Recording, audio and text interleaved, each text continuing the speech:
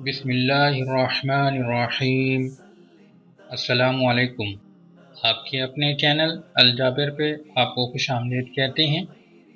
आज की वीडियो में हम 22 बड़े झूठे नबियों में से 5वें बड़े झूठे नबी हारिस कज़ाब दमिश्की का जिक्र करेंगे। इससे पहले एक छोटी सी दरख्वास्त कि तमाम नाज़रीन जो हमारी वीडियो देख रहे हैं उनसे गुजारिश है कि हमारे चैनल को सब्सक्राइब करें और साथ घंटी के निशान को भी प्रेस कर दें ताकि हमारी हर नई आने वाली वीडियो सबसे पहले आपको मिल सके। तो जी दोस्तों, जो शख्स भूखा रहे, कम सोए, कम बोले और नफ्स खुशी इख्तियार कर ले, उससे बहुत दफ़ा ऐसे काम सादिर हो जाते हैं जो दूसरों से नहीं हो सकते।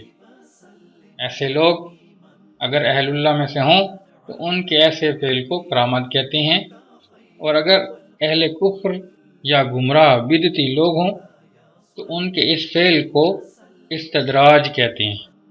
चुनांचे हारिस अपनी रियाजत और मुजाहिदात और नफ्स कुश की बदौलत ऐसे काम कर लेता था। मसलन कहता कि आओ मैं तुम्हें दमिश्क से फरिश्तों को जाते हुए दिखाऊं। चुनांचे हाज़रीन महसूस करते कि निहायत हसीन व जमील फरिश्ते बसूरत इंसान घोड़ों पर सवार जा रहे हैं। सर्दियों के मौसम में गर्मियों के और गर्मियों के मौसम में सर्दियों के फल लोगों को खिलाया करता था। जब हारिस के इस्तदराज और शोबदों ने शोहरत इख्तियार कर ली और खल्क़े खुदा ज़्यादातर गुमराह होने लगे, एक दमिश्की रईस कासिब बिन बखीरा उसके पास आया और दरियाफ्त किया कि तुम किस चीज़ के दावेदार हो और क्या चाहते हो। हारिस बोला, मैं अल्लाह का नबी हूँ। कासिम ने कहा, ए दुश्मन खुदा, तो बिल्कुल झूठा है। हुज़ूर सल्लल्लाहु अलैहि वसल्लम के बाद नबूवत का दरवाज़ा हमेशा के लिए बंद हो चुका है। कासिम वहाँ से उठकर सीधा खलीफा वक्त अब्दुल मलिक बिन मरवान के पास गया और मुलाकात करके हारिस के दावे नबूवत और लोगों की बदएतिकादी का तज़किरा किया। अब्दुल मलिक ने हुक्म दिया कि हारिस को गिरफ्तार करके दरबार में पेश किया जाए, लेकिन जब पुलिस पहुंची तो वो बैतुल मुक़द्दस फरार हो चुका था। हारिस ने वहां बाकायदा अपनी नबूवत की दुकान खोली और लोगों को गुमराह करने लगा। बसरा के एक समझदार शख्स ने हारिस से मुलाकात की और बहुत देर तक उससे तबादला ख्याल किया, जिससे उसको यकीन हो गया कि ये शख्स झूठा है और लोगों को गुमराह कर रहा है। ये शख्स बहुत अरसा तक हारिस के साथ रहा और जब उसका एतमाद हासिल कर लिया तो हारिस से ये कहकर कि मैं अब अपने वतन बसरा जाना चाहता हूँ और वहाँ आपकी नबूवत की तरफ लोगों को दावत दूंगा, वो सीधा खलीफा अब्दुल मलिक की खिदमत में पहुँचा और हारिस की शर्अंगेज़ियों का तज़किरा किया और कहा कि अगर कुछ आदमी मेरे साथ आप कर दें तो हारिस को मैं खुद गिरफ्तार करके आपके सामने पेश करूंगा। खलीफा ने 40 सिपाही उसके साथ कर दिए। बसरी रात के वक्त हारिस की क़यामगाह पर पहुंचा और अपने साथियों को करीब ही कहीं छुपा दिया और कहा, जब आवाज़ दूं तो सब अंदर आ जाना।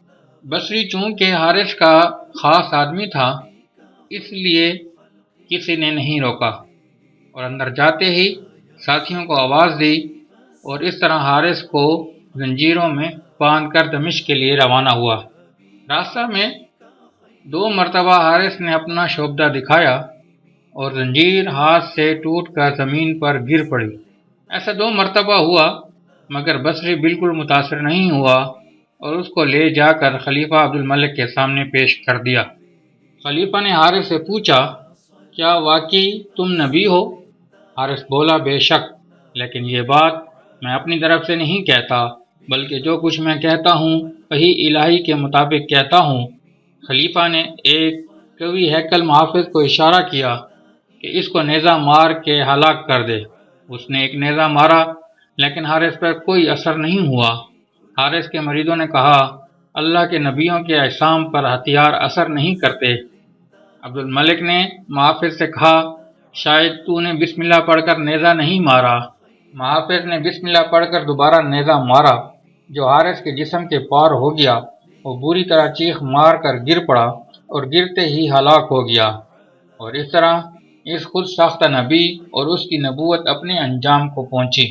حارث کے بدن سے زنجیر ٹوٹ کر گرنے کے متعلق علامہ ابن تیمیہ نے اپنی کتاب الفرقان بین الاولیاء الرحمن و اولیاء الشیطان میں لکھا ہے کہ حارث کی ہتھکڑیاں اتارنے والا اس کا کوئی موکل یا شیطان تھا، اور اس نے فرشتوں کو جو گھوڑوں پر سوار دکھایا تھا وہ فرشتے نہیں جنات تھے۔